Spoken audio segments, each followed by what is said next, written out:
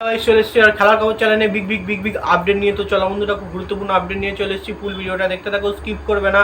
Skip করলে ভিডিওর মধ্যে অনেক কিছু মিস করবে। এবং এই খেলার খবর চ্যানেলে যারা নতুন আছে অবশ্যই খেলার খবর চ্যানেলটা সাবস্ক্রাইব করে পাশে থাকুন। পাশে থাকা ব্ল্যাক অ্যান্ড ঘন্টাটাকে রং করে বাজিয়ে দাও, বেশি বেশি লাইক এবং কমেন্ট করে দাও, যাতে মোটিভেট হয়ে তোমাদের এই খেলার খবর চ্যানেলে আমি ফার্স্ট আপডেট দিতে পারি। তো চলো বন্ধুরা, ফার্স্ট যে আপডেটটা নিয়ে কথা বলবো, খুব গুরুত্বপূর্ণ আপডেট তোমাদের শেয়ার করতে চলেছি ভিডিওর মধ্যে। তো ফার্স্ট আপডেটটাই হচ্ছে এমবিএসজি শিবিরের প্লেয়ার লিস্টন কোলাসোকে নিয়ে। তো এমবিএসজি শিবিরের প্লেয়ার লিস্টন কোলাসোকে নিয়ে যে আপডেটটা দেবো সেটা হচ্ছে, লিস্টন কোলাসো কিন্তু একটা বড় পুরস্কার পেল।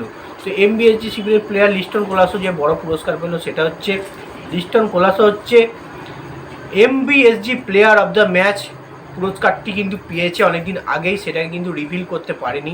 তো বেসিক্যালি অফিসিয়ালিভাবে রিভিল হয়েছে। তো লিস্টন কোলাসো তোমরা নিশ্চয়ই জানো, নর্থ ইস্ট ম্যাচে বা জামশেদপুর ম্যাচে দুর্দান্ত একটা গোল ছিল, অসাধারণ গোল ছিল।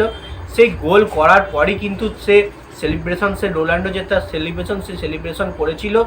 এবং তার সঙ্গে তার যে নাকেল বলের মতো যে অসাধারণ গোল, সেই গোল কিন্তু তিনি করে দেখিয়েছিলেন। সেই গোলের মাহাত্ম্য যেমন শাহাদ আব্দুল সামাদও করেছিল, এবং শাহাদ আব্দুল সামাদ কিন্তু গোল করে ম্যাচ জিতিয়েছিল। যেমন শাহাদ আব্দুল সামাদ ভালো রকম পুরস্কার পেয়েছিল, সেই পুরস্কার কিন্তু লিস্টন কোলাসোকে এতক্ষণ দেওয়া হয়নি। এবং লিস্টন কোলাসো সেই পুরস্কার কিন্তু এতদিন বাদে পেল। এবং লিস্টন কোলাসোর পুরস্কার পাওয়ার দরকার, কারণ লিস্টন কোলাসো সবসময় মোহনবাগানকে জেতায়, মোহনবাগানকে এগিয়ে রাখে। সেই কারণে কিন্তু লিস্টন কোলাসোর পুরস্কারটা পাওয়া দরকার ছিল। এতদিন বাদে তিনি এই পুরস্কারটা পেয়েছেন। আশা রাখছি লিস্টন কোলাসো ভালো পারফরমেন্স করবে আরও অনেক ম্যাচে, দেখা যাক কী হয়। নেক্সট যে আপডেটটা নিয়ে আবার কথা বলবো, খুব গুরুত্বপূর্ণ আপডেট, সেটা হচ্ছে এমবিএসজি শিবিরের এক প্লেয়ার আপুয়া লালতেকে নিয়ে। তো এমবিএসজি শিবিরের প্লেয়ার আপুয়া লালতে কিন্তু অসাধারণ পারফরমেন্স করছে, তোমরা নিশ্চয়ই জানো। ইদানিং সময় তিনি কিন্তু চোট ছিল, সুখবর এলো বলেই কিন্তু থাম্বনেলে আমি লিখেছি সুখবর, মানে ফিট আগে আছে বলেছিলাম।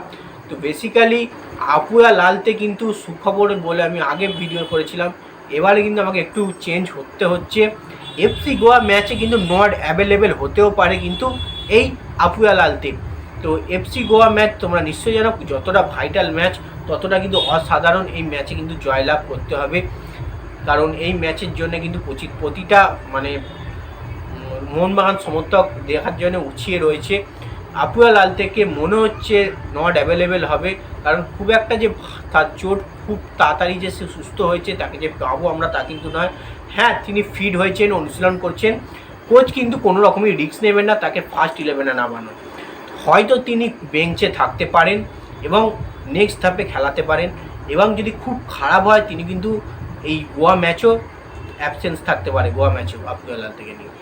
তো এবার নেক্সট আপডেটটা নিয়ে যেটা কথা বলবো, খুব গুরুত্বপূর্ণ আপডেট, সেটা হচ্ছে ইস্টবেঙ্গল এফসি শিবিরের গোলকিপার শুভশুভ্রন গিলকে নিয়ে। এই গিল কিন্তু খুব বাজে গোলকিপিং করেছে। মুম্বাই পারলে কিন্তু প্রচুর গোল করতে পারত, প্রচুর গোল চান্স তারা পেয়েছিল। তার ওভারল্যাপে কিন্তু গিলের গোলকিপিংয়ে প্রচুর ভুল আছে, এবং গোলকিপিংয়ের কিছুটা ভুলে কিন্তু আজকে ইস্টবেঙ্গলকে হারতে হলো। তো বেসিক্যালি তোমরা নিশ্চয়ই জানো, ইস্টবেঙ্গলের এটা কিন্তু ওটাউটি খেলা ছিল। এই ম্যাচটা হার কোনো রকমই আশা রাখেনি, এবং শুভশুভ্রন গিল কিন্তু খুব একটা ভালো গোলকিপিং করেনি আজকের ম্যাচে। তো যাই হোক, দেখা যাক গিল কতদিনে ভালো পারফরমেন্স করে। কোনো ম্যাচে ভালো পারফরমেন্স করে এবং কোনো ম্যাচে খারাপ পারফরমেন্স করে। খারাপ পারফরমেন্সটার জন্য কিন্তু দলকে সাফার করতে হয়। নেক্সট এবং লাস্ট আপডেট যেটা নিয়ে কথা বলবো, খুব গুরুত্বপূর্ণ আপডেট, সেটা হচ্ছে ইস্টবেঙ্গল এফসি শিবিরের কোচ অস্কার ভুজনকে নিয়ে। অস্কার ভুজন আর মিনিমাম 3টে ম্যাচ তিনি কোচিং করবেন, মানে ইস্টবেঙ্গলের যে কটা ম্যাচেস আছে সে ম্যাচেগুলো কোচিং করাবেন। এবং আশা রাখছি 4টে ম্যাচ কোচিং করানোর আইন আছে তারপরেই শেষ হয়ে যাচ্ছে। আজকের ম্যাচটা, কালকের ম্যাচটা এক নম্বরে ছিল, আর 3টে ম্যাচে কিন্তু তিনি কোচিং করাতে পারবেন। তিনি কিন্তু লাস্ট পর্যন্ত সেই ইস্টবেঙ্গলকে চ্যাম্পিয়ন করানোর জন্য ব্যর্থই হলেন।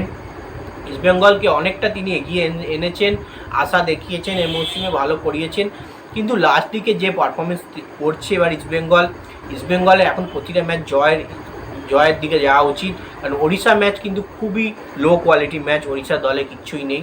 সেক্ষেত্রে মুম্বাই সিটির মতো দল, শক্তিশালী দলকে যদি না হারাতে পারে তাহলে সে টিম চ্যাম্পিয়ন হতে পারে না। তো সেক্ষেত্রে সেটাকে কোচকে কিছুটা হলেও কোচের বর্তায়।